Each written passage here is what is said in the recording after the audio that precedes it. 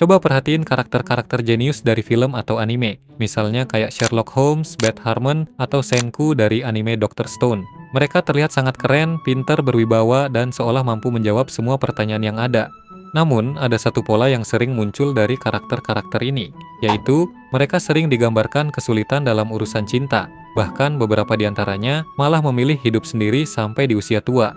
Nah, fenomena ini nggak hanya terjadi di layar kaca, tetapi juga di dunia nyata. Banyak orang dengan tingkat kecerdasan di atas rata-rata itu sering kesulitan dalam urusan cinta.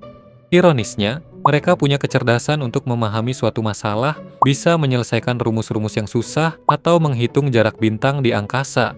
Namun, mereka nggak bisa memecahkan arti kata terserah dari pasangannya. Kenapa ya? Bukankah dengan kecerdasan tersebut seharusnya mereka bisa memahami kode-kode halus? Nah, di video kali ini kita akan mencari tahu alasannya satu persatu dan juga dari sudut pandang yang mungkin belum kamu tahu.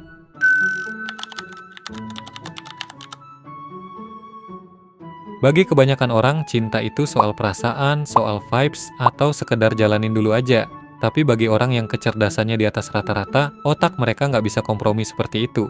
Otak mereka ibaratnya sebuah mesin yang nggak pernah berhenti, karena mereka cenderung akan menganalisis segala sesuatu. Akibatnya, saat mereka sedang dekat dengan seseorang, mereka nggak cuma merasakan debaran jantung, tapi juga sibuk menganalisis. Misalnya, kenapa dia menggunakan kata itu? Apa motif dibaliknya? Apa maksud dari gestur tangannya? Apakah nilai-nilai hidup kita akan selaras sampai tua? Sampai dengan kenapa dia balas chatnya pakai titik bukan koma? Alih-alih menikmati momen pendekatan, mereka malah sibuk membuat simulasi di kepala soal kemungkinan gagal di masa depan. Akibatnya, mereka sering terlambat mengambil keputusan atau malah terlihat ragu di mata pasangan. Menurut riset dari Greater Good Science Center, orang yang terlalu analitis seperti ini seringkali kehilangan momen karena terlalu sibuk memproses informasi. Inilah yang bikin mereka terlihat nggak menarik di mata orang lain karena dianggap nggak bisa komit atau bahkan terkesan dingin. Padahal si jenius ini hanya sedang melakukan studi kelayakan karena menganggap suatu hubungan itu harus dijalani dengan serius.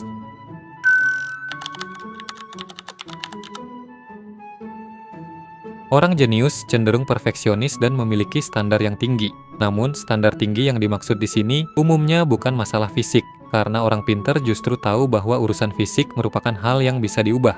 Standar tinggi yang dimaksud di sini adalah soal pola pikirnya. Bagi orang pintar, kecantikan atau ketampanan seseorang itu ada masa kadaluarsanya. Tapi soal kecerdasan itu abadi dan nggak ada habisnya. Jika di Indonesia kita sering mendengar istilah bibit, bebet, dan bobot, maka bagi orang cerdas, bobot itu punya porsi penilaian paling tinggi. Mereka lebih baik jomblo seumur hidup daripada harus terjebak dalam percakapan basa-basi yang nggak berisi. Selain itu, ada istilah yang namanya sapioseksual, yaitu orang yang merasa bahwa kecerdasan intelektual adalah daya tarik yang paling utama. Bagi orang seperti ini, mereka akan mencari sosok yang bisa nyambung ketika diajak ngobrol, baik itu soal teori konspirasi, ekonomi, maupun filosofi. Namun masalahnya, populasi orang dengan kecerdasan seperti ini jumlahnya sangat sedikit. Mencari pasangan yang cocok secara intelektual itu jauh lebih susah daripada mencari pasangan yang cocok secara penampilan. Oleh karena itu, banyak di antara mereka yang terkesan sulit menemukan jodohnya.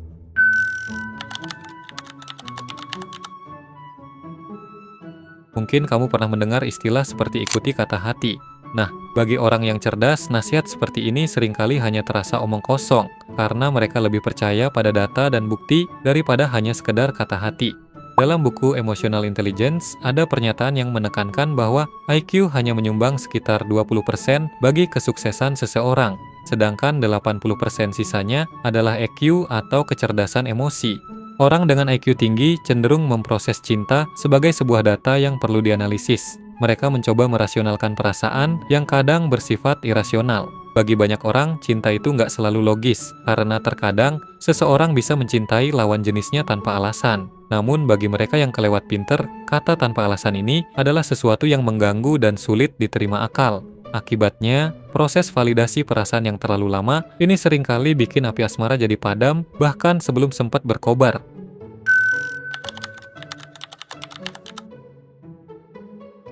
Banyak orang yang mengaku suka sama pasangan pinter, tapi dalam praktiknya, kebanyakan dari mereka justru merasa terancam jika pasangannya jauh lebih dominan secara intelektual. Dalam hubungan asmara, orang pintar sering berbicara dengan gaya dan kosakata yang terlalu kompleks. Akibatnya, seseorang bisa merasa bosan karena diskusi ringan seperti topik makan malam bisa berubah menjadi kuliah umum tentang ketahanan pangan. Selain itu, ada sebuah riset yang menyebutkan bahwa orang dengan kecerdasan tinggi juga sering merasa tidak dimengerti oleh lingkungannya sendiri. Mereka ngerasa pemikiran-pemikirannya nggak tersampaikan, sehingga mereka ngerasa punya jarak secara emosional. Nah, di Indonesia kita sering menyebut orang seperti ini dengan ucapan ngomongmu ketinggian. Nyatanya, ini bukan perkara cara bicara yang tinggi, melainkan soal frekuensi. Jika diibaratkan radio, kebanyakan orang itu beroperasi di gelombang AM. Gelombang ini jangkauannya memang luas, tapi kualitas suaranya sangat standar. Sementara mereka yang jenius mainnya di gelombang FM. Gelombang ini suaranya jauh lebih jernih dan detail. Tapi masalahnya, gelombang ini butuh alat tangkap yang spesifik. Jadi, ketika orang pintar ngobrol sama orang standar, pesannya nggak bakal nyampe. Yang kedengeran di kupingnya cuma suara kresek-kresek doang. Bukan karena pesannya yang salah, tapi hanya karena pasangannya nggak bisa menangkap isinya.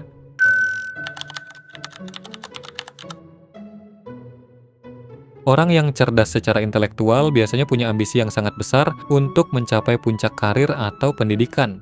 Mereka sangat sadar dengan konsep yang namanya opportunity cost, di mana opportunity cost ini merujuk pada istilah ekonomi soal perhitungan biaya kesempatan yang hilang. Seringkali orang cerdas yang punya ambisi sangat besar akan menghitung setiap waktu yang mereka alokasikan. Misalnya, jika mereka punya waktu 4 jam untuk berkencan, itu berarti mereka juga kehilangan 4 jam dari waktu tersebut yang bisa digunakan untuk belajar, ngerjain proyek, atau fokus ke pendidikan. Inilah yang membuat mereka tampak sulit didekati, bukan karena mereka nggak butuh pasangan, melainkan karena dalam kalkulasi hidupnya, pencapaian dan aktualisasi diri itu punya prioritas yang jauh lebih tinggi dibandingkan drama percintaan.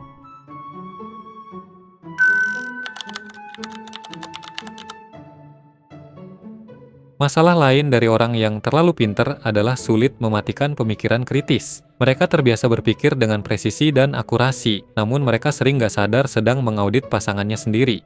Mereka memang sangat ahli dalam menemukan celah logika, inkonsistensi cerita, atau data yang bisa dibantah. Di dunia akademik, kemampuan ini sangat dibutuhkan. Namun, dalam hubungan asmara, kadang ini berlebihan, karena hubungan asmara antar manusia itu tentang koneksi, bukan koreksi. Ketika pasangan sedang curhat atau berargumen, yang mereka butuhkan itu seringkali hanyalah validasi emosi, bukan dikritisi. Masalahnya, orang pintar sering lupa bahwa menang dalam argumen bukan berarti menang dalam urusan hati. Biasanya, mereka hanya menang dalam perdebatan dengan memberikan data, tapi kehilangan cinta dari pasangannya.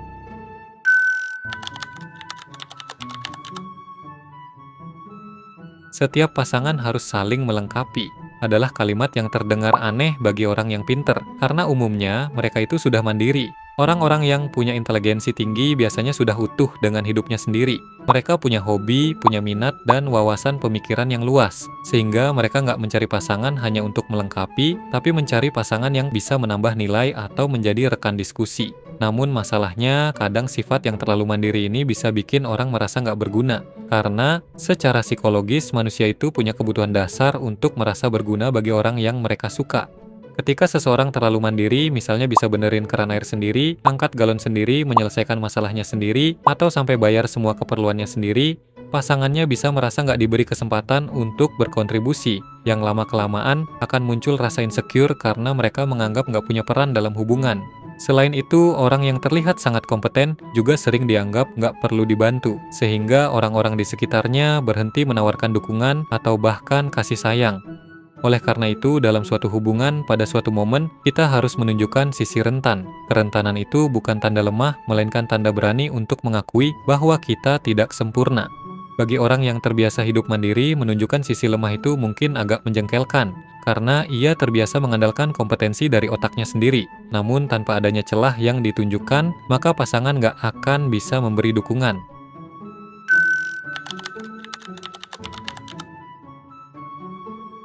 Alasan terakhir ini bisa sesederhana karena mereka memang memilih hidup sendiri. Baik hidup berpasang-pasangan maupun hidup sendirian, itu adalah pilihan. Nggak ada yang salah dari keduanya. Namun, bagi mereka yang punya kapasitas intelektual yang tinggi, pilihan ini seringkali didasari oleh pemahaman mendalam soal perbedaan antara loneliness dan solitude. Loneliness adalah kondisi di mana kita merasa ada yang hilang atau kosong karena memang tidak ada orang. Sedangkan solitude adalah kondisi di mana kita merasa penuh justru saat kita sedang sendirian. Orang pinter seringkali menikmati kesunyian untuk berpikir, berkreasi, atau sekedar memproses ribuan ide di kepala. Mereka punya stimulasi internal yang sangat kuat. Artinya, mereka nggak butuh hiburan dari luar seperti obrolan basa-basi yang dangkal.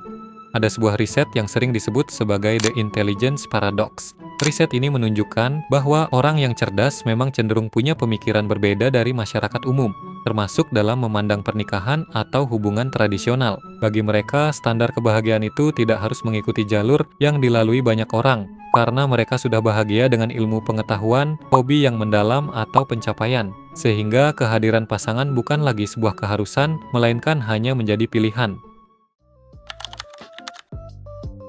Menjadi jenius itu anugerah, tapi menjadi jenius yang bisa mencintai dan dicintai seseorang itu punya jenis kecerdasan yang berbeda. Kalau kamu merasa sulit menemukan cinta karena kamu terlalu jenius, jangan berkecil hati. Semua faktor tadi merupakan tanda bahwa kamu menghargai dirimu sendiri. Hubungan yang berkualitas itu memang layak ditunggu, bahkan jika itu berarti kamu harus melewati lebih banyak waktu sendiri sambil membaca buku. Namun intinya tetap satu. Jika kamu merasa gagal dalam urusan cinta meski kamu sudah merasa pinter, mungkin inilah saat yang tepat untuk istirahat dan mulai mendengar isi hati. Sekian video kali ini dan terima kasih.